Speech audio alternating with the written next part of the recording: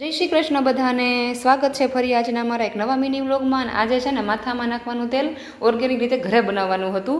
એટલે છે ને જો એ તેલમાં બધા મસાલો એડ કરીને છે ને રાખી દીધો કે છે ને 10-12 કલાક જેટલો અંદર મસાલો પડ્યો રહે ને પછી રાત્રે ખાલી ઉકાળવાનું જ રહે. એની છે ને સુગંધ પણ બધી બેસી જાય ને એ પછી છે ને કડવો લીમડો ઘરમાં હતો તો ચલો મેં તો આજે છે ને મેશવાને છે ને ગરમ પાણી કરીને લીમડાનું પાણી એ નવરાવીએ કે તાવ આવે છે એટલે આમે એના માટે આમે સારું તાવ કદાચ ન હોય ને તોય એટલે છે ને જો ગરમ પાણી એનું તપેલું રાખી દીધું ગેસ ઉપર.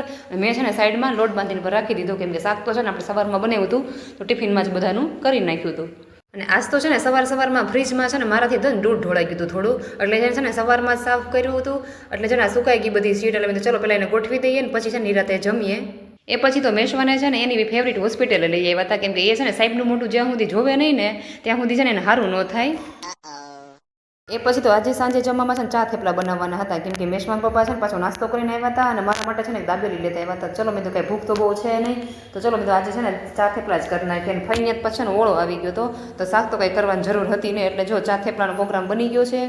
એ પછી તો મેશવાની ખબર પૂછવા ઘરેથી દાદા દાદીનો ફોન આવી ગયો તો મેશવા કે ચલો કે મારા દાદા દાદી હારે હું જ વાત કરીશ. એ પછી તો મેશવાને દવાખાને લઈ ગયા ને હજી તો દવા પણ નથી પીધી એટલે જો ફૂદડી પણ શરૂ થઈ ગઈ. એ પછી તો મારે છે ને આ તેલ ઉકાળવાનું હતું જે સવારે આપણે પલાળીને રાખ્યું હતું ને એ બધું. અને આનો છે ને ફૂલ રેસીપી આપણે છે ને લોંગ વિડીયોમાં આપી છે એ તમારે છે જોઈ લેજો છે. અને છે ને પછી જો ઘણી મહેનત પછી આપણે તેલ બની ગયું હતું. જો વિડીયો ગમ્યો હોય તો લાઈક શેર અને સબસ્ક્રાઈબ. મળી આવતીકાલના એક નવા વિડીયોમાં.